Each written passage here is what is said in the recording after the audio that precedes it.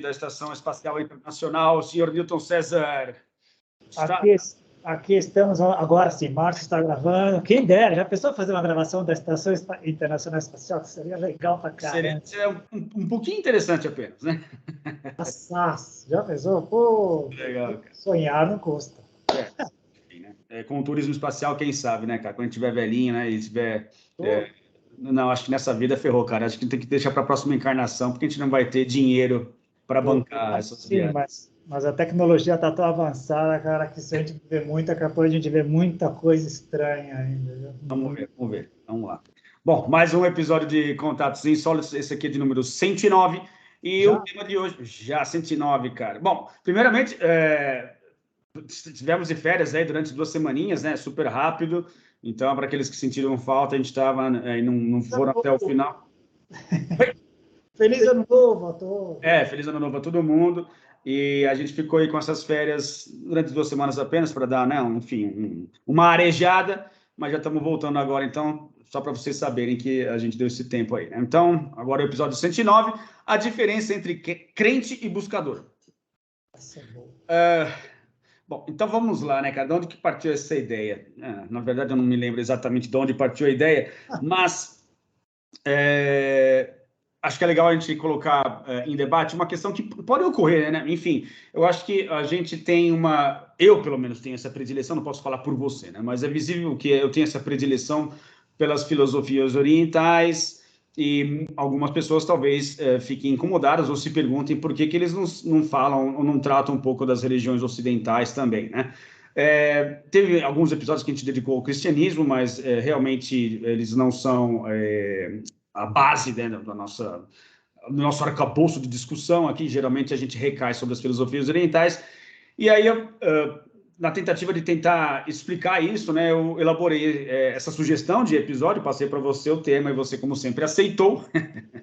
Então, acho que seria interessante a gente especular um pouco a respeito disso, né? Então, de minha parte, depois eu passo a bola para você, se você quiser fazer as suas justificativas, eu parto do seguinte princípio. Para mim, é como se fosse um tripé, onde há 3 aspectos que justificam a minha predileção, minha preferência pelas filosofias orientais. Em primeiro lugar, porque são filosofias mais antigas. Então, elas tiveram mais tempo para amadurecer, mais tempo de experimentação, né, do que as religiões do Ocidente, para que fosse colocado à prova muitas das suas técnicas e muitas das suas alegações em relação à nossa interação com a realidade. O segundo aspecto, né, a segunda perna, digamos, desse tripé, seria o fato de sua cosmogonia estar muito alinhada com a cosmovisão da ciência, né? Muito alinhada, não sei se essa palavra é certa, mas eu vejo muito mais alinhamento, vejo muito mais compatibilidade com aquilo que a ciência, né, através dos tempos, vem avaliando a respeito do universo, e eu vejo que há mais proximidade com as filosofias orientais do que com as religiões ocidentais. E o terceiro aspecto que eu acho que talvez seja o mais importante na minha visão, que seja o mais persuasivo, pelo menos no meu entendimento, é essa questão de ter que haver uma busca, né? Um processo de busca, que me parece ser muito mais realista do que o processo de aceitação das religiões ocidentais, pelo menos as abrâmicas, onde esse aspecto me parece mais presente do que nas outras religiões, né? Então, esse aspecto da busca parece ser um diferencial importante, em contraposição aí ao aspecto da aceitação que um crente simplesmente tem que efetuar, e aí automaticamente a coisa estaria, teoricamente, pronta, né? Ou seja, aceitação automática em função dessa busca da pessoa que se engaja com as filosofias orientais teria que ter, e não seguir a opinião ou a prédica de uma autoridade, né, que dentro das religiões ocidentais você vê muito, né? E essa questão da autoridade também acho que é um fator bastante importante.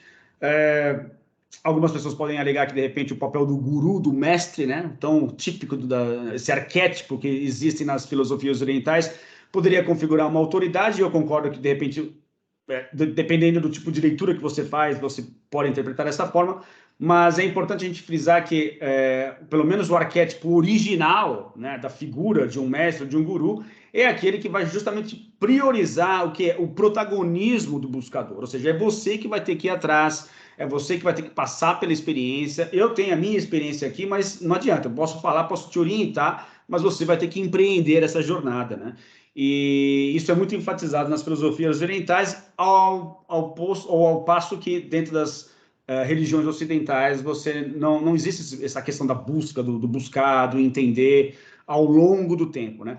Então me passa uma ideia assim de maior maturidade em relação a esse alinhamento com a realidade, né? Ou seja, não vai ser de uma hora para outra que você vai mudar, não vai ser apertando um botãozinho que as coisas simplesmente passarão a funcionar na sua vida, você vai ter que buscar, você vai ter que malhar, você vai ter que ir atrás disso, e somente com o tempo, com a maturidade, as coisas, as fichas vão cair para você.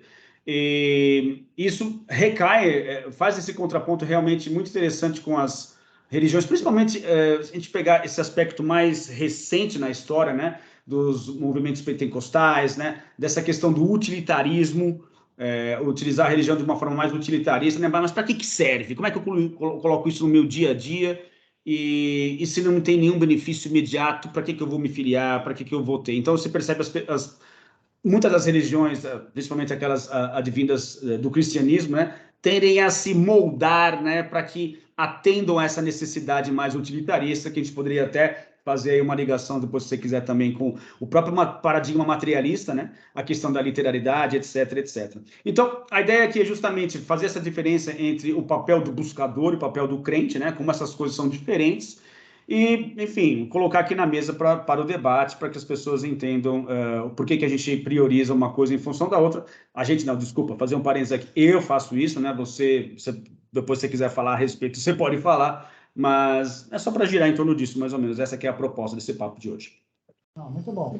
Em primeiro lugar, eu acho que as duas premissas que você colocou, acho que são fundamentais. Primeiro, a gente está sempre experimentando, sempre de uma plataforma que a gente assume como limitada, superior ao momento que a gente estava antes e, se tudo der certo, inferior ao momento que a gente virá chegar em algum ponto. Então, acho que isso é muito legal e é humilde no sentido legal da palavra, não naquela humildade falsa. Aquele que se reconhece humilde já não é tão humilde assim, né? Eu acho que não. Reconhecemos é o teste de Sócrates, né? Não sei, cara. Na verdade, eu não sei nada, né? Então, estou testando. Esse é o primeiro ponto. Segundo ponto, eu acho que a tua colocação com relação à divisão entre as chamadas religiões ou tradições orientais e ocidentais, ela é muito pertinente. Eu mudei um pouquinho depois que eu li o livro do Ken Wilber, A Religião do Futuro. Em que sentido? Ali eu aprendi um pouco que a diferença maior entre os dois lados do hemisfério mundial de Greenwich, que seria o grande mundo, seria, além do que você falou, no Ocidente, a prevalência do cristianismo acabou dando muita importância à hierarquia e aos dogmas. Isso enfatizou o lado que ele chamou de exotérico, o exterior. Com todo o perdão da expressão que eu vou usar, é aquela religião, aqueles preceitos que é dado à corintianada, às pessoas, que vai ser, e acho que aí você também foi muito feliz no termo que você usou no final da tua explanação, para que eu vou servir aquilo? Com um viés utilitário, porque é isso que as pessoas no Ocidente valorizam muito. Para que eu vou usar isso? Mas, segundo ele, existe em todos os dois lados, nas religiões dos dois lados, em todos os aspectos do cristianismo, zoroastrismo, o próprio islamismo, um aspecto esotérico interno, que é para os poucos iniciados que estão ali, e a ideia em todos eles, segundo o Weber, é a transcendência, que não depende de uma divindade nem de um intermediário. O intermediário pode ser um facilitador, mas ele também é um buscador. Mas no lado de cá, de Greenwich, ficou tão forte a parte exotérica que a gente não vê isso.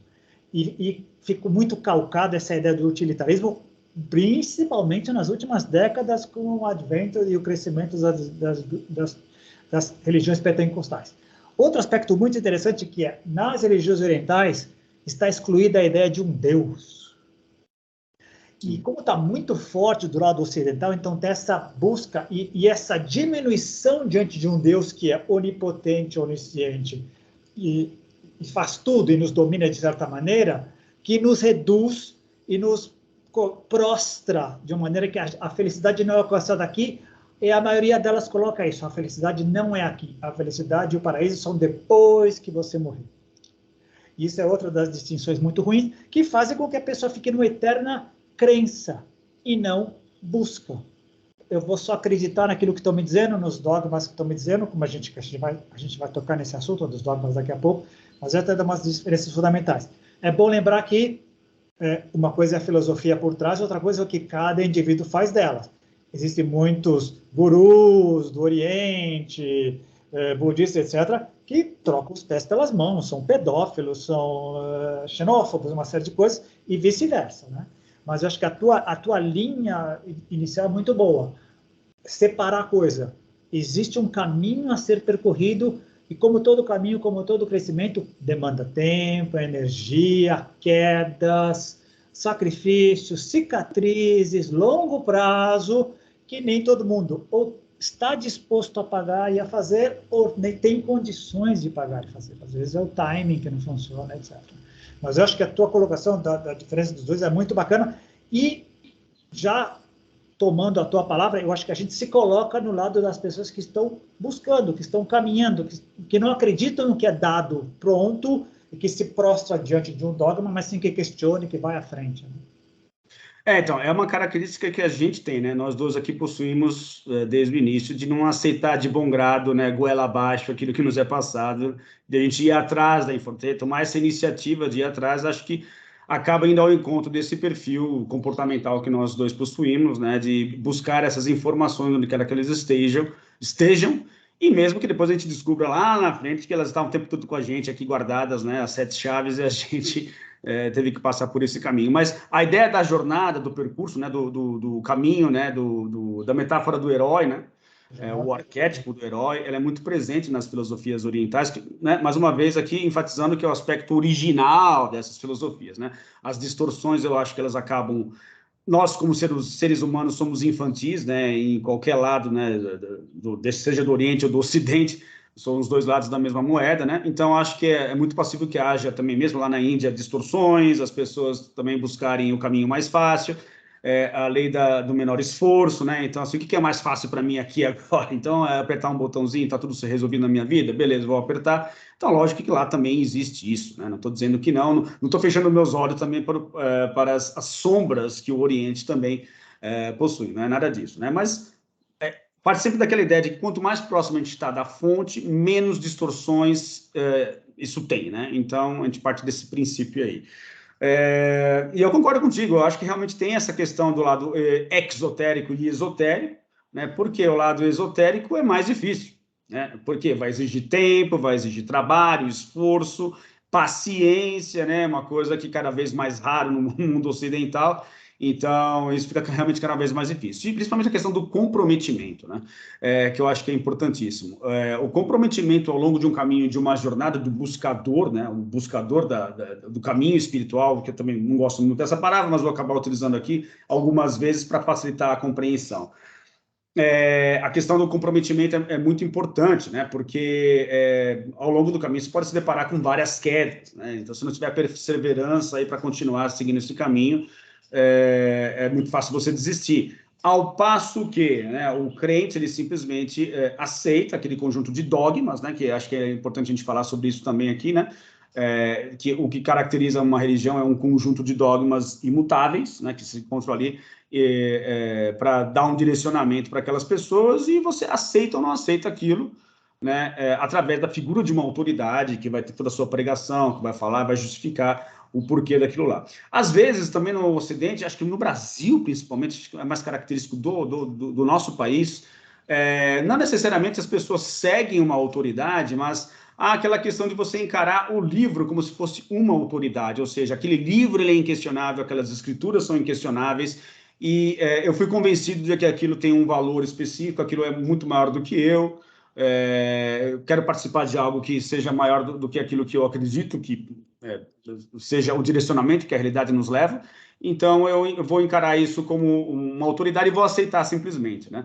E a partir daí, a sua cota de esforço, que pode ser, inclusive, sei lá, ir à igreja todos os domingos, ou, sei lá, ter qualquer outro tipo de comportamento que faça com que você fique vinculado àquela região em particular, vai de acordo com o nível de engajamento das pessoas, né? Isso vai variar bastante. Mas eu acho que tem isso como característica de eu aceitei e estou participando, já está valendo. Ao passo que nas filosofias orientais, não é bem assim, não. Você vai ter que seguir todo um caminho, percorrer um caminho que não é legal, não é gostoso, não é fácil, né? O próprio Buda passou por isso, né, cara?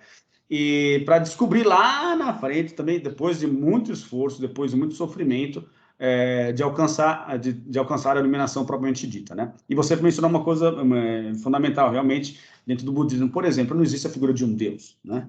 O budismo é a própria pessoa comum, né, que acabou alcançando a iluminação, mas não havia ali um deus propriamente dito, né? Assim, a grosso modo, né? Porque a gente poderia também questionar se o próprio Buda se manifestando através da iluminação ali, a partir daquele momento ele não viraria Deus por se reintegrar a essa fonte primeva, onde todos somos um, né? Mas, enfim, aí a gente deixa essa discussão para outra hora. Isso seria o aspecto de voltar na unidade, aspecto consciencial, né? Mas é que está bem colocado isso daí. Quem partir desse princípio de que o Buda, os vários Budas depois que vieram, que depois eles criaram-se hierarquias de Budas também, quem encarar essa pessoa como essa figura divina estaria cometendo, entre aspas, o mesmo pecado das pessoas do lado de cá, de Greenwich, que interpretam as religiões de maneira fundamentalista, que não questionam os dogmas, é assim que tem que ser, esse é o objetivo. Não importa que eu chegue lá, basta eu estar fazendo os credos, basta eu estar seguindo os passos necessários para isso. Muito legal o que você falou, eu queria colocar 3 coisas que eu acho bem legal. Primeiro, teoricamente, todas essas religiões, todos esses grupos, essas seitas, muitas delas, não todas, mas muitas delas podem ter vindo de uma experiência extraordinária, uma experiência de pico, genuína e legítima que algumas pessoas tiveram, se despertaram, tiveram acesso à iluminação e quiseram compartilhar isso com as pessoas. Como elas poderiam fazer isso? Bom, eu vou passar para os outros os passos que eu segui para poder chegar lá, e é natural que isso fosse acontecer. E também seria natural de se esperar que, com o tempo, as pessoas que viessem depois, na metáfora do telefone sem fio, fossem acrescentando outras coisas, outros passos, outros procedimentos nessa jornada para chegar à iluminação, se criasse uma hierarquia, se criasse um domínio, se criassem intermediários entre a divindade, a iluminação e o pobre servo aqui, e chegássemos a esse ponto que nós chegamos hoje. Jesus foi um só, mas tem mais de 100 seitas e grupos cristãos do mundo hoje. É um absurdo, né? Mas é compreensível que isso fosse acontecer. Ponto 1. Não podemos esquecer que tudo que essa parte espiritual era um pouquinho diferente da parte científica, onde a gente tem um método científico que nos dá uma segurança. Não existe um método científico budista, taoísta, católico ou cristão. Ácido mais base é sal mais água. Faça isso você no Vaticano, na Caaba, no Tibete, em qualquer lugar, se você misturar ácido mais base, vai dar sal mais água. Não existe isso. Mas uma jornada espiritual, para você fazer as experimentações e as práticas, você precisa ter um grupo de pessoas que vai ouvir o que você vai dizer da tua experimentação e poder dizer, o caminho é por aí, o caminho não é por aí. É a famosa Sangha no budismo, tem outros nomes em outros lugares, né? Isso é importante, é diferente, é uma comunidade de comprovação diferente, né? E ela é subjetiva, por isso que dá tanto problema. Mas ela é complementar à ciência. Esse é o grande problema que a gente vem falando e a gente vai abordar mais vezes. Não são excludentes, elas são complementares. A ciência não dá conta disso. A nova ciência, que inclui a consciência no pacote geral, considera isso, né? E, por último, eu queria colocar uma coisa bem interessante. Você falou de trazer para perto da gente. Vamos trazer para perto da gente a nossa experiência de contato. É igualzinho. A gente entra no processo de contato, e vamos ser específico, nos grupos Rama, chegamos e recebemos um pacote de informações. É assim que a coisa funciona, foi assim que foi passado, e é assim que você tem que fazer para chegar ao tal do contato. Muitos de nós que não caminharam, que pararam nos primeiros momentos, encaram isso e continuam encarando isso da mesma maneira fundamentalista. São seres superiores, são anjos, são os intermediários, são quem vão nos salvar aqui.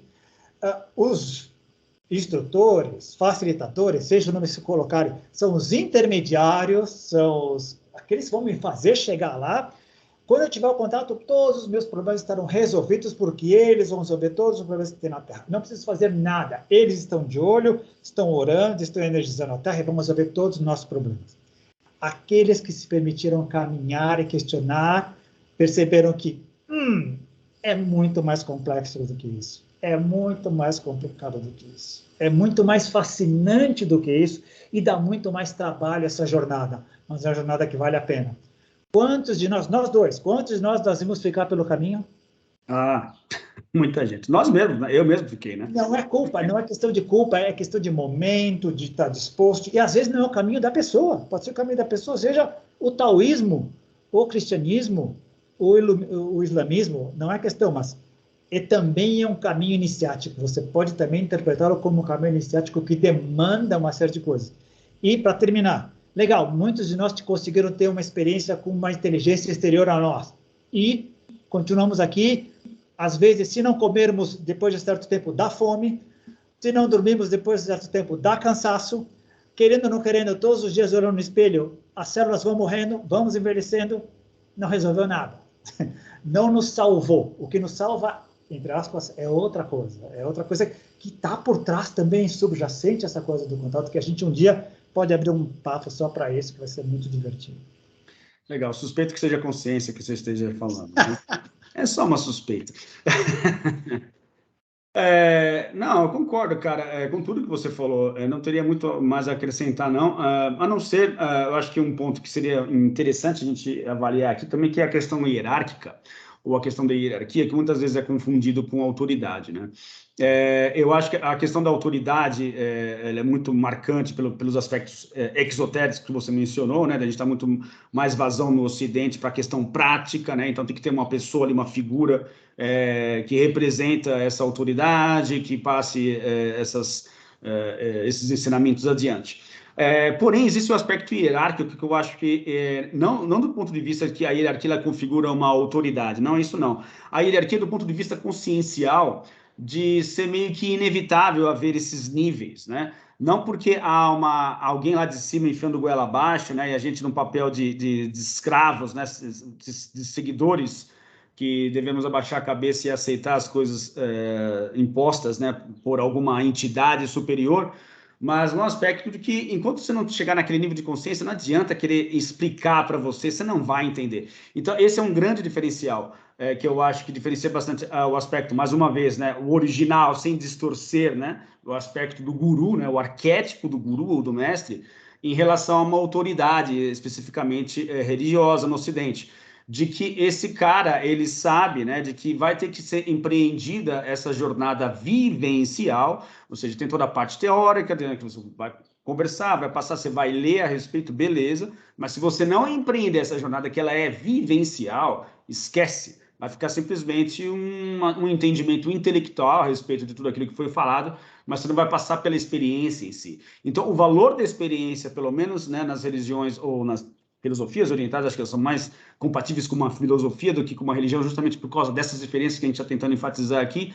Ela enfatiza muito essa questão da importância do aspecto vivencial, e que a gente poderia até colocar a missão Rama também como nesse mesmo tipo de empreendimento, digamos assim, onde as práticas de campo, elas configuram esse aspecto vivencial, né? Ou seja, tudo bem, a gente vai se reunir, a gente vai debater, mas vai ter que chegar uma hora que a gente não vai ter jeito, a gente vai ter que ir para campo, né, para vivenciar essa coisa, né?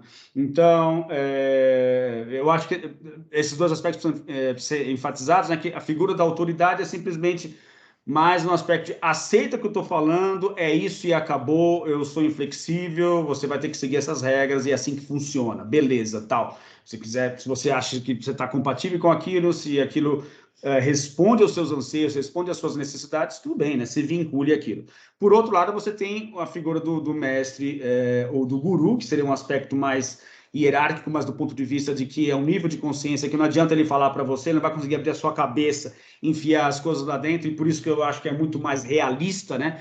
do mestre, do guru, entenderem que esse cara vai demandar tempo ainda, não está maduro, né?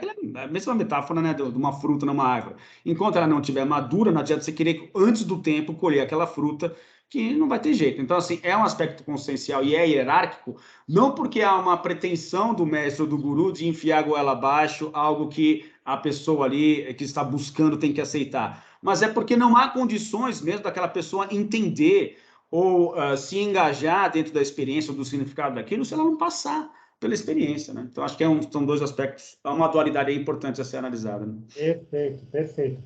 Para ilustrar o que você falou, o pessoal da teoria integral, quando eles estabelecem os níveis de consciência, eles colocam lá, se você está na fase egocêntrica, você não consegue enxergar a ideia de grupo.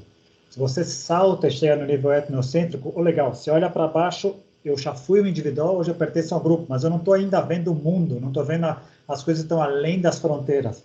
Se eu estou na parte mundicêntrica, eu olho para baixo, já fui, continuo sendo um indivíduo, continuo tendo minha parte indivíduo, continuo tendo minha tribo, mas eu sou mais, eu pertenço a uma coisa muito maior, e assim por diante. Quem está num nível inferior, num nível específico, enxerga o que está abaixo, mas não enxerga o que está acima. Esse é o primeiro ponto. Segundo ponto, a própria teoria integral, eles têm dois conceitos que eu acho que ilustram exatamente o que você falou. Existem dois tipos de hierarquia, segundo eles. Uma é a hierarquia de dominação e outra é a hierarquia de desenvolvimento. A hierarquia de dominação quer controlar você, quer que você faça parte de uma estrutura na qual você é um membro inferior. E você só segue regras para continuar sendo parte dessa estrutura, para formar o caldo. A hierarquia de desenvolvimento quer que você cresça, quer que você expanda, quer que você supere, inclusive, quem está do seu lado e mais. Explore aspectos superiores que talvez aquela pessoa que está a cargo de te ajudar ali ainda não tenha conseguido. É completamente diferente. E outra coisa que só para terminar, você falou das práticas, uma das coisas que ficou muito mal resolvido, mal visto na prática das religiões e grupos religiosos do Ocidente, é a ideia de que as práticas parecem ser só punitivas. Não, reza porque é para aliviar a sua dor, né? Quando, na verdade, eles têm, especialmente na parte esotérica, no que é feito para as pessoas crescerem, tem orações que levam as pessoas a transcenderem e o que as tradições orientais chamam de meditação, do lado de cá eles chamam de atividades de contemplação, que são tão poderosas quanto e levam a resultados tão equivalentes quanto. Mas como os esotéricos, esse é outro problema do lado de cá, como os esotéricos do lado de cá são tão fechados, a gente nem fica sabendo que eles estão trabalhando e estão fazendo do lado deles, que nem se fala nisso. Nem se fala que eles estão buscando transcender independentemente da hierarquia de plantão. Eles estão indo além. Muitos deles saem das suas congregações, saem das suas religiões, se isolam e continuam usando os preceitos que aprenderam, mas crescendo, indo além das fronteiras. Porque um dos problemas das religiões e das estruturas é elas tendem a ser fechadas e não aceitam nenhum tipo de questionamento para se expandir. Porque se expandir, a hierarquia perde o controle. Se for uma hierarquia de dominação, ela perderá o controle. Ela não quer isso, né? Então, o que você pode fazer para você continuar crescendo? Ou você fica lá dentro e se comporta e se satisfaz com o tamanho daquele cativeiro, ou você pula fora e segue o seu caminho. Verdade, verdade. Cara, e eu acho que assim, esse aspecto da questão hierárquica, né, ela é interessante porque acaba fazendo com que as pessoas se engajem a um processo em que,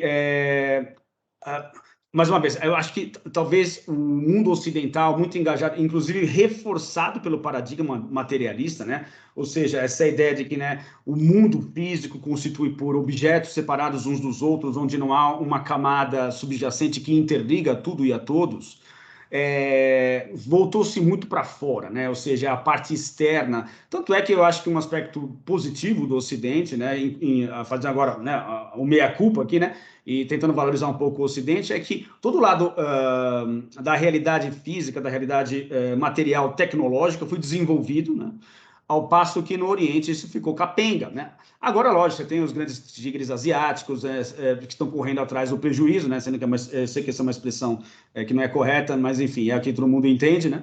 De conseguir avançar nesse território do desenvolvimento exterior, né? Ao passo que o desenvolvimento interior sempre foi prioridade para o Antigo Oriente, pelo menos, né? Isso no Ocidente não, foi o inverso, né? Esse caminho inverso do exotérico superar o esotérico e se prevalecer muito mais esse aspecto externo, né? Então, a questão até, a própria ideia do milagre, né? Me faça ver, me faça algo palpável, né? Me materialize alguma coisa na minha frente aqui para eu entender. Há esse ímpeto pelo universo exterior, em detrimento de um universo interior, que eu acho que é o grande calcanhar de Aquiles do Ocidente hoje em dia, que é a questão consciencial ser tão negligenciada que a gente não para nem para pensar que nós, né, não estamos aqui agindo no mundo sem consciência. E a gente age como, né? Ou seja, consciência não interessa, é um aspecto subjetivo da realidade, um epifenômeno ou uma consequência simplesmente de atividades metabólicas do cérebro que vem em segundo lugar, mas isso faz parte, a questão central da nossa vida, né? Sem consciência a gente não estaria passando por essas experiências, né? Então fica esse contraponto, né? Onde que eu acho que o Ocidente deveria agradecer muito ao Oriente, né, desses gurus, esses mestres terem vindo para cá e terem salvo, entre aspas, né, o nosso, como eu posso dizer assim, nosso descarrilhamento em relação a um universo nihilista, sem sentido, completamente material. Acho que o Oriente, né, desde o início do século XX, com os primeiros gurus que começaram a chegar nos Estados Unidos e influenciar a maneira nossa de pensar, depois o movimento hippie também deu um upload nesse movimento, né? Nos salvaram desse vazio existencial, né? E agora, em contraparte, eu acho que o Ocidente também ele precisa caminhar em direção a esse progresso tecnológico, esse progresso material, que deixou eles muito à deriva dessa questão do interno, e o universo externo ficar completamente empobrecido, né? Então, há uma dualidade interessante de ser analisada, mas a gente precisa tomar cuidado com os extremos, né? Os extremos dessa equação, e aí a gente entra também, mais uma vez, no assunto da literalidade, né? Em detrimento aí da perda do nosso contato com a linguagem simbólica, que também acho que seria interessante a gente abordar aqui, né? A literalidade que acaba levando ao fundamentalismo, que é super perigoso. Muito bem colocado o que você falou. Esse me lembrou do trabalho fundamental do Ken Wilber, que começou a estudar desenvolvimento humano, listou 100 linhas de desenvolvimento do mundo inteiro e via que não funcionava, até o dia que ele teve o grande insight. No Oriente, a ideia que eles conseguiram fazer durante os últimos 3.000 anos e muito bem é o que eles chamam de estados de consciência. Você pode alcançar a iluminação. Você tem insights de uma unidade, não está separada. Mas isso está aberto a qualquer pessoa, você não precisa estar num centro budista, pode acontecer com qualquer pessoa a qualquer momento, você pode fazer práticas que cheguem lá, mas existe todo um aspecto de desenvolvimento humano que é paralelo ao desenvolvimento físico nosso. Não dá para comparar o nível de consciência de uma criança aos 3 anos, aos 8 anos, aos 12 anos, aos 19 anos, aos 25, aos 36, aos 50. A mesma coisa que acontece no corpo, acontece na mente, acontece na consciência. Isso só o Ocidente fez nos últimos 120 anos. E ele foi o cara que sacou isso. E ele chamou essa parte do Oriente de estados de consciência e essa parte do Oriente de estágios de consciência. Os estados de consciência podem acontecer a qualquer momento, basta seguir as práticas e você pode chegar lá. Mas não garante que você se iluminar, não garante que você não vai ser um pedófilo, um homofóbico. As mulheres monjas são muito difíceis de encontrar nos budistas. Nos últimos 10 anos começou a vir isso. Gays não podem participar. Existe uma série de problemas daquele lado. E do lado de cá, deu bola, como você falou, para o lado externo. Vamos olhar o que está acontecendo para o lado externo. E não deu muita bola para o lado interno. A grande sacada do mundo é que o mundo está começando a funcionar hoje como funciona o nosso cérebro, com cada hemisfério trabalhando simultaneamente, mas cada um com seu comando. Uma parte mais intuitiva, outra parte mais material, equilibradamente. Estamos caminhando para lá. Nunca se falou tanto nisso, nunca se juntou tanto a esse tipo de coisa. E essa é a grande sacada. Acho que você também tocou no calcanhar de Aquiles. O grande problema é evitar os extremismos e evitar as simplificações, né? Os dois lados do pêndulo. Não é tão simples assim. Tem uma jornada para ser feita, custa uma vida inteira para se chegar. Uma coisa é você enxergar a coisa, outra coisa é você praticá-la. Legal. Quantos de nós Qual é o clichê de final de ano? Amor, paz, liberdade para todos. E quantos de nós conseguimos fazer isso em alguns momentos dos nossos dias? É uma dificuldade danada, porque a prática se mostra muito difícil, porque ela vai contra a inércia, a preguiça, a cultura, o hábito, o processo de aculturamento que a gente foi. Como é difícil ir atrás. Mas isso, por outro lado, é grande fascínio da coisa.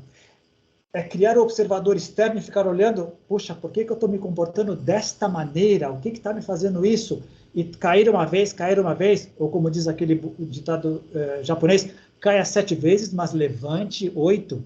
Enfim, persista. Que não é um processo para todo mundo, ou não para todo mundo a qualquer momento.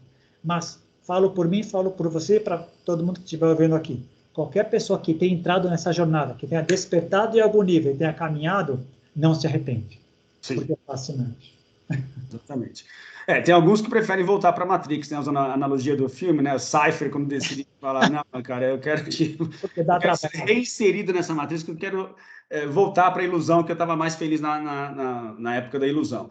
Eu acho que isso aconteceu, lógico, né? Salvas as devidas proporções, na própria missão Rama, ao longo do tempo, algumas pessoas realmente desistiram e voltaram. Eu mesmo acabei fazendo isso de uma forma inconsciente, né, de voltar para a Matrix para viver a minha vida, porque havia me iludido com uma questão que eu interpretei de uma maneira X e era Y. Mas, de qualquer maneira, cara, faz parte da jornada também, né? Ou seja, se eu não passasse por essa fase também, eu não estaria onde eu estou hoje, né? Então, tudo acaba...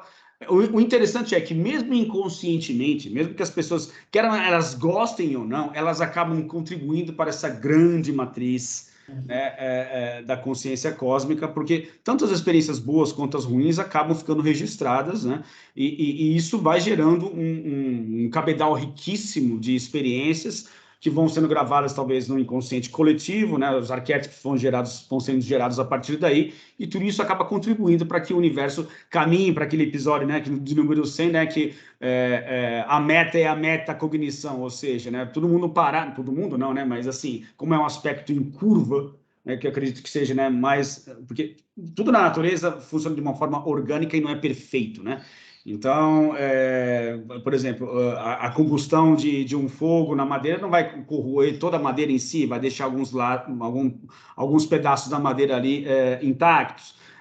Sei lá, quando o relâmpago ocorre, aquele relâmpago ele não elimina tudo, mas simplesmente ele vai agir de uma forma que vai ser mais natural naquele exato momento. Então, não tem um aspecto de perfeição na natureza, e nós, como parte da natureza, também não somos perfeitos.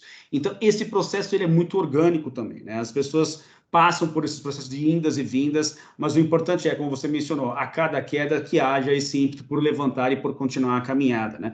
Então, eu acho que o mais importante aqui é a gente pensar que não existem respostas prontas, né? O aspecto do desenvolvimento é importantíssimo, e isso caracteriza, acho que nós como seres humanos, né? A nossa própria evolução enquanto espécie passa por aí, né? E de que encarar as coisas dessa forma me parecem mais realistas e mais produtivas do que simplesmente aceitar um dogma, né, de forma... Muitas vezes você nem entende, mas você... Porque tem diferença, né? Uma coisa é você entender, outra coisa é você aceitar. A aceitação não necessariamente implica em entendimento. Você simplesmente entendeu que... Entendeu? Não, você aceitou que há uma autoridade ali te dizendo que aquilo é o correto e você vai junto com a manada, né? E a gente parte do princípio que não, tem que haver um entendimento, e esse entendimento, em parte, ele é intelectual, mas em parte ele não é. Então, há esse perigo também de você entender as coisas apenas pelo aspecto intelectual, né, e negligenciar todo o aspecto vivencial e o aspecto intuitivo, né, outras formas de entendimento que escapam simplesmente da nossa capacidade de conceituação, nossa capacidade intelectual, de colocar todos esses componentes nesse imenso caldeirão e saber que tudo faz parte, tudo precisa participar, né? Não, muito bem colocado. Essa supervalorização do intelectual, eu acho que vai dar outra característica marcante do Ocidente, né? A quintessência disso seria o teste de QI. O que vale mesmo é você é inteligente, se você é capaz de resolver problemas facilmente, se você é bom em matemática, se você... E como já se fala, Howard Gardner mostrou desde 95, existem vários tipos de inteligência, e uma delas é a inteligência espiritual, moral, interpessoal, e a gente tem que estar equilibrado em todas elas, né? Acho muito legal que você falou aí. Duas coisas que me chamaram a atenção que eu acho que são muito importantes. Com relação ao bem e mal, essa dualidade, quando a gente sai da não dualidade, da grande consciência com C maiúsculo e vem para essa consciência com C minúsculo, temos que ver com dualidade. É do jogo cósmico. Então, é dia e noite, claro, escuro, bem e mal. Mas a gente consegue enxergar até intelectualmente que bem e mal é muito relativo. Para o profundo, para a consciência cósmica, não há escrúpulos, é tudo valendo. Está crescendo e está aprendendo com tudo. Para nós, a gente dá esse matiz, esse rótulo de bem e mal, e quantas vezes aquilo que a gente achava foi ruim, anos depois, olha, mas não é que aquilo acabou sendo bom para mim, porque eu acabei aprendendo uma série de coisas? Isso é fundamental, sabendo dessa relatividade da coisa. Mas o mais legal que você falou para mim, sabe o que é? É lembrar que tudo que a gente está filtrando, a gente está interpretando. Não é a realidade, é a nossa interpretação da realidade. E a grande armadilha é, a minha interpretação é a realidade, é o paradigma e não muda daqui. E aí está a grande armadilha. Quem continuar com a grande filosofia socrática é isso agora, mas eu sei que nada sei, que tem muito mais coisas que eu não posso, que eu desconheço. Puxa, o caminho é infinito e é fascinante. Aquela ideia, a pedra no caminho não é uma pedra, a pedra é o caminho. Exato. A queda não é um problema, a queda é parte do caminho. E aí a coisa começa a ficar divertida, muito divertida. E tem esse aspecto que eu acho que isso é um chute, tá? Mas a impressão que eu tenho é de que essa questão do religare, né, da religião, da palavra religião tem a ver com essa questão da religação com alguma coisa maior do que a gente. Eu acho que é um impulso natural nosso. Mas qual é o perigo aí que eu acho, né, mais uma vez fazendo essa comparação entre o buscador e o crente? Eu acho que quando você tem uma bifurcação no meio do caminho, né? Quando você dá margem ou vai atrás desse instinto seu, essa busca por algo maior que você mesmo, você pode optar simplesmente para se filiar a uma religião especificamente, que aí voltamos a falar, né, sobre a metáfora que a gente pode utilizar da hierarquia ou da pirâmide de Maslow, ou seja lá o que for, de você estar na primeira casinha ali, né? Opa, para mim isso aqui já tá bom. Finalmente encontrei, né, nos primeiros passos dessas suas jornadas, achar que já chegou a algum lugar. E o buscador ele não se contenta com isso. Ele vai e busca, ele pode até se contentar temporariamente com aquela condição, mas espera aí, aqui já está bom, agora eu preciso ir caminhar mais. E vai, continua essa busca, subindo, né, teoricamente nessa hierarquia, que ela é consciencial, não tem nenhuma relação com coordenadas geográficas, nada disso, mas é a busca consciencial, né? De ele não parar em determinado local e não achar que aquele é o ponto final de alguma coisa, né? Há sempre algo a se melhorar, algo a se buscar, algo a evoluir, algo a mais a ser entendido, né? Então, acho que isso fica bem marcante nessa diferenciação entre buscador e o crente, onde há, em primeiro momento, tanto é que o fundamentalismo também tem o seu pé nesse tipo de percepção, de interpretação da realidade, como você mesmo mencionou agora há pouco, né? De que, opa, já cheguei à verdade, já sei o que é tudo, já consigo interpretar tudo através desse viés, já tá bom, descobrir aquilo que justifica a minha existência, eu vou ficar por aqui. E o buscador não se contenta com isso, ele está sempre insatisfeito de uma determinada maneira. Há uma satisfação que ela é secundária, mas no fundo, há sempre essa pitada de algo ainda que está faltando. É isso que vai fazer com que ele busque sempre e continue essa jornada para sempre, até o fim de suas vidas. Acho que é importante. Essa linha espiral. Essa insatisfação movimenta, né? O mais legal tem no mundo espaço e exemplos de tudo isso acontecendo agora, né? Tem gente que vai ficar na primeira casinha ou na segunda casinha, no egocêntrico ou no etnocêntrico, e ali vai estar confortável, vai se achar e não vai nem imaginar que existem outros tipos de jornada para frente. E quando ouvir alguém falando, ou não vai poder enxergar, ou é melhor. Cara, você está perdido. Ele vai achar que quem está caminhando está perdido. Que sacrifício é esse que está fazendo, cara? Para que esse aqui está tão bom? E é a jornada dele. E quem está caminhando, quem está nessa jornada, na busca, está indo e está vendo, como a gente falou agora há pouco. A pedra é parte do caminho, as dificuldades são parte do caminho, está crescendo, está nesse afã indo à frente. Outra coisa que é bem interessante que o pessoal também fala na teoria integral na jornada, Existem dois saltos que as pessoas podem dar, ou dois tipos de desenvolvimento que a gente pode fazer. Um, que eles chamam de translação. Eu estou no meu nível, eu estou num nível agora, eu devo explorá-lo, estar o máximo possível à vontade. Então, eu exploro ele todo. Eu tenho que estar em harmonia em tudo. Interpessoal, pessoal, espiritual, consciencial, todos os aspectos. Estar o máximo à vontade. Quando eu consigo enxergar que ele não é suficiente, eu tenho mais caminhos para fazer, e eu subo, ele passa a ser transformacional. Eu estou olhando de cima para baixo, opa, já estive lá, estou olhando de cima, continua fazendo parte de mim, é o que eles chamam de transcender e incluir, mas eu já estou enxergando de outro degrau da escada. E aí, com a ideia, de novo, fazer a transação, explorar isso aqui ao máximo, ser o melhor possível que eu posso ser tudo isso aqui, para poder ter condição de continuar a minha jornada. Essa sacada é genial. Muito boa. É genial. É muito boa, cara, e ela acaba dando subsídios para aquela ideia de que, poxa, como é que dá então esses níveis de consciência, né?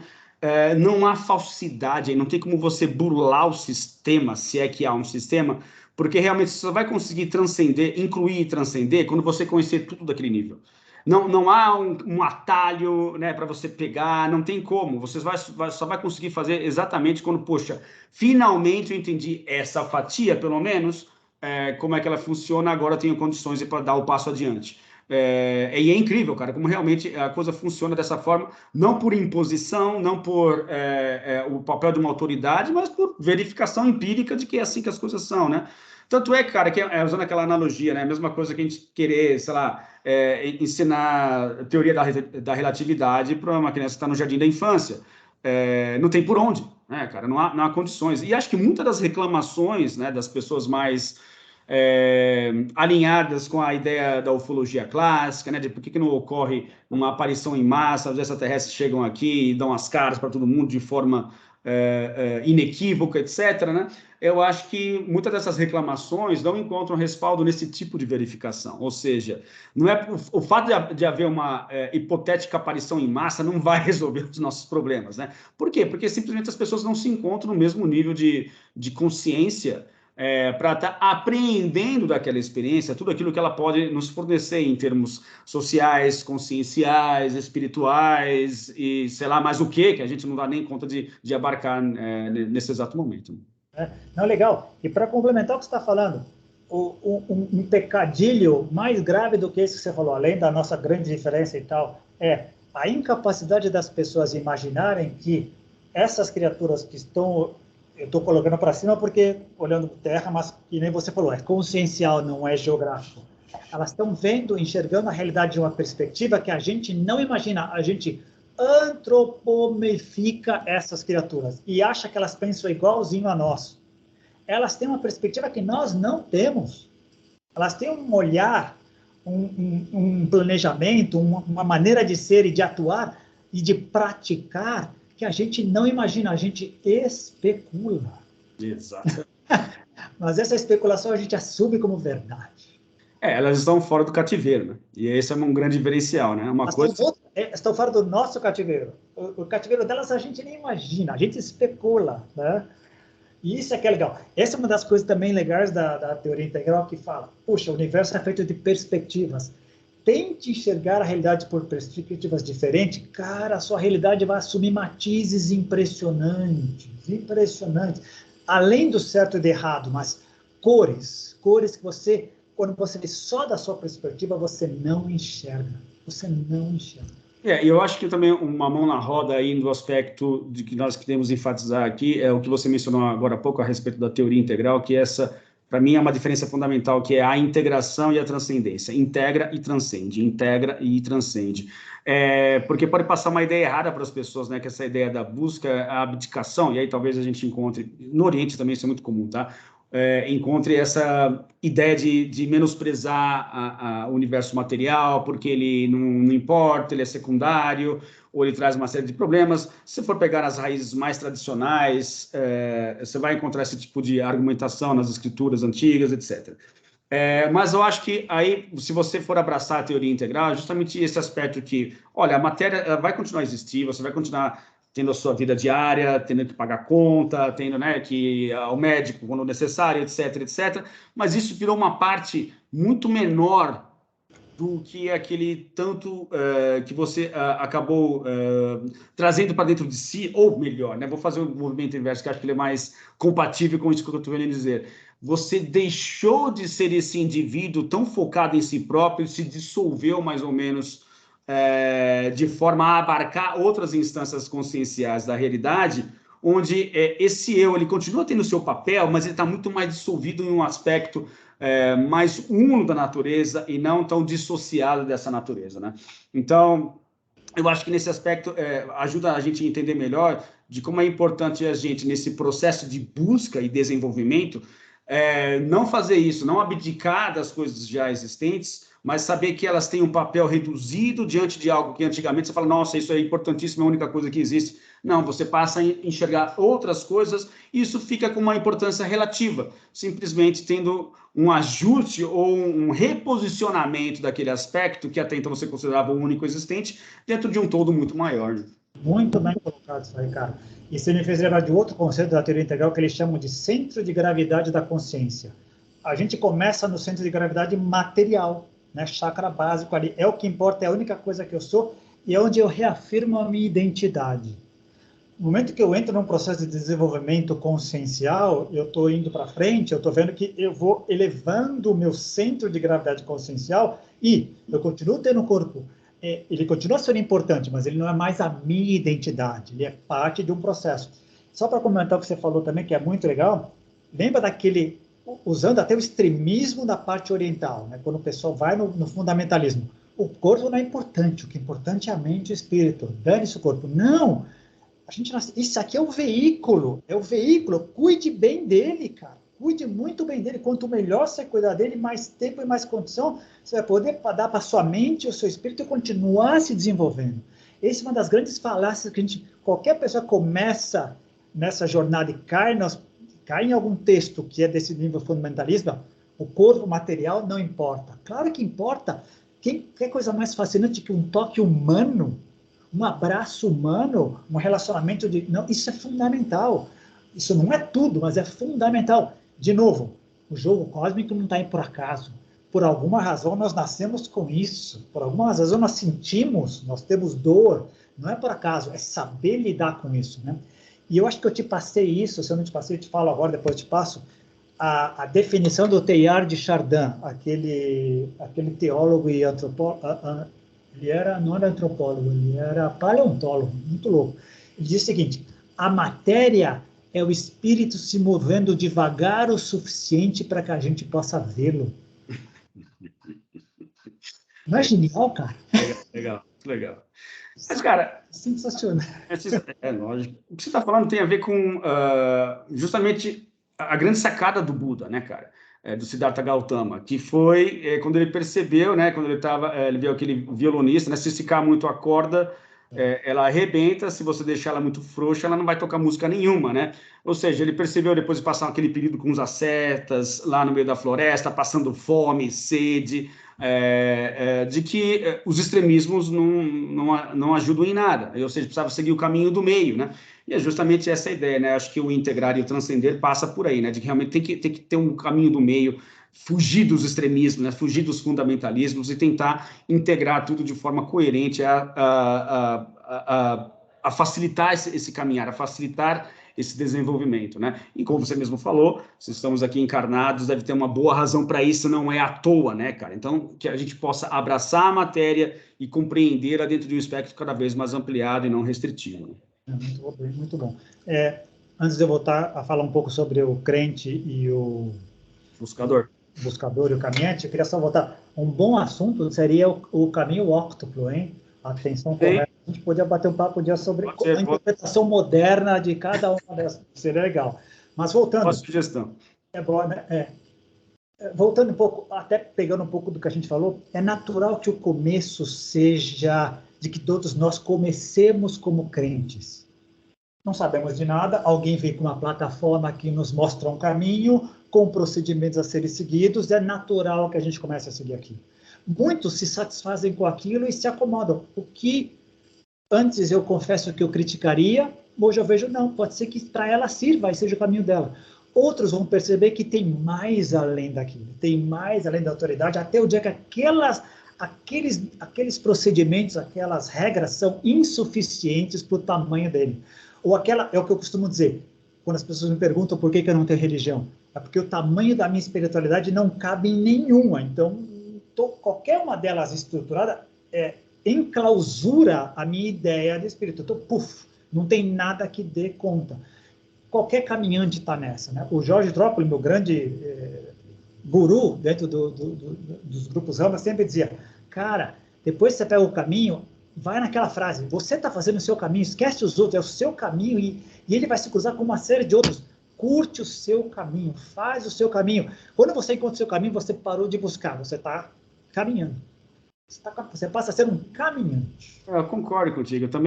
Eu acho que, de uma certa maneira, você passa a entender por que as pessoas se filiam a certas religiões e ficam por lá, e está tudo certo. A questão é que isso não invalida a jornada daqueles que não se contentam com isso, né? E eu acho que também é uma imagem que ela pode ser metafórica, mas eu acho que ela acaba sendo válida para essa discussão, que é a ideia de que muita gente imagina que há um caminho a ser percorrido e que esse caminho está lá parado. E eu acho que essa ideia aqui, não, o caminho você vai fazendo, você vai criando o seu próprio caminho ao longo do tempo, né? Ou seja, a trilha no meio da mata, você que vai ter que abrir com a sua faca lá, com o seu facão, e vai ter que percorrer ela. Por mais que tenha gente que fala, olha, eu passei pela floresta e você vai ter que fazer assim, assado, ou é melhor você bater com o facão da esquerda para a direita, fazendo um ângulo de 90 graus, sei lá. Algumas dicas que podem ser importantes para você ao longo do caminho, mas se você efetivamente não adentrar nessa mata, você nunca vai saber. Então, acho que muitas vezes as pessoas têm essa ideia equivocada. Há um caminho que ele está lá visível, eu só tenho que adentrar. Não, você vai ter que fazer o seu caminho acontecer, né, cara? E isso não é fácil. Qualquer jornada espiritual com J e E maiúsculo, ou como a gente prefere, jornada consciencial, começamos ali adentrando nessa mata, para continuar usando a tua metáfora, mas a partir dali, uau, cada um cada um de nós desvia da mata de uma maneira diferente, né? É natural que isso vai acontecer. E isso é o fascinante. De novo, o jogo cósmico não é assim por acaso. Ele está nos chamando, é um chamado, né? Vem. E alguns não querem entrar, ou porque não estão prontos ali, ou porque, sei lá, não é aquele time, a jornada dele é aquela ali, ficar parado. Muitos passam a vida inteira parados na porta ali, vou, não vou, e só no final da vida, poxa, valeu, ou me satisfez aqui, ou lamentam aquilo. É a jornada delas. Outros lamentam e se quebram no primeiro quilômetro. É do jogo cósmico, é daí, mas pelo menos foram, pelo menos saíram, pelo menos entenderam que existe uma coisa ali, né? De novo, eu consegui desenvolver um nível de compaixão que eu consigo entender e aceitar todo esse tipo de coisa, inclusive aquelas coisas que são ruins, são negativas, que levam à destruição, mas que são parte desse grande pacotão. É verdade. Eu me lembrei, nem sei se vai dar tempo aqui, tem mais só 3 minutos, mas eu me lembrei daquela frase do Nietzsche, né, que as pessoas, aqueles que não tinham, aqueles que eram surdos, né, julgaram como loucos aqueles que dançavam, né, porque não ouviam a música. Genial. Então, eu acho que muito disso que a gente está conversando também advém desse preconceito em estando dentro de um paradigma em particular, seja ele materialista, seja ele, sei lá, da nova era, qualquer outro tipo de paradigma, você vai sempre olhar o paradigma alheio com desdém, né? Julgando que, olha, esses loucos aí, como é que eles, né, se encontram miseráveis em sua condição e não há nada que a gente possa fazer para ajudá-los, mas, na verdade, talvez seja o mais coerente seja encarar que todos esses núcleos eles fazem parte desse grande pacotão consciencial no qual nós estamos inseridos e que, na verdade, o caminho é você conseguir transitar entre um ponto e outro e entender por que eles existem, qual que é o papel que cada um desses paradigmas possui e quando está na hora de você realmente deixar um paradigma para adquirir um outro, né? Um que não seja nenhum nem outro, mas que seja um que englobe a todos, enfim, por aí vai. E mais legal do que isso além de você curtir muito a vida, curtindo o seu caminho, lembrar, legal, o meu caminho pode dar insights, informações e ajudar uma série de outras pessoas que estão em outros caminhos e vice-versa. Como eu estou só numa encarnação aqui, eu não vou dar conta de ver tudo. Puxa, mas tudo que o Márcio me contar, ele vai me contar da jornada dele, vai me contar coisas que ele viu e que eu não vi.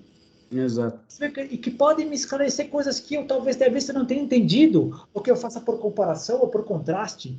Isso é muito bacana. É desarmar, porque outro dos grandes problemas é quando as pessoas sentam para conversar, ao invés de ser uma troca, um compartilhamento, é uma espécie de deixa eu colocar a goela abaixo, o meu escudo, força, a minha verdade, né? E essa é a grande marcada, né? Principalmente por caminhantes ditos experientes, muitas vezes caem nessa armadilha. Não, eu já sei aqui, olha quantas estrelinhas eu tenho, olha quantas canépolas eu tenho, escuta, eu sei como é. Não, você sabe o que a tua jornada e as outras. Exatamente, é um risco que a gente corre, né, cara? E tá todo mundo no mesmo barco, na verdade, né, cara? Essa é a grande diferença.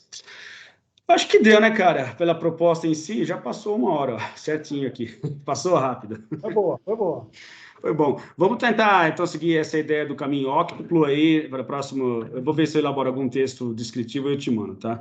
Mas então eu queria. Dia de a gente poder discutir um por um, mas à luz da nossa vivência e de como a gente trataria hoje. Já pensou? Pode ser. Bom, uma boa ideia. O que é discurso certo? O que é atitude certa? O que é. Pô, seria muito legal. Muito legal. Então, eu queria pedir para todos aí, né, curtirem o nosso canal, né, fazerem os seus comentários, enfim, né, curtirem o vídeo, na verdade, se inscreverem no canal, fazerem os comentários, agradecer a sua participação mais uma vez impecável nessa loucura que é Contatos Insólitos, e a gente se vê na próxima semana com mais um episódio, cara. Um grande abraço, até mais. Muito obrigado, venerável guru. Até mais, tchau.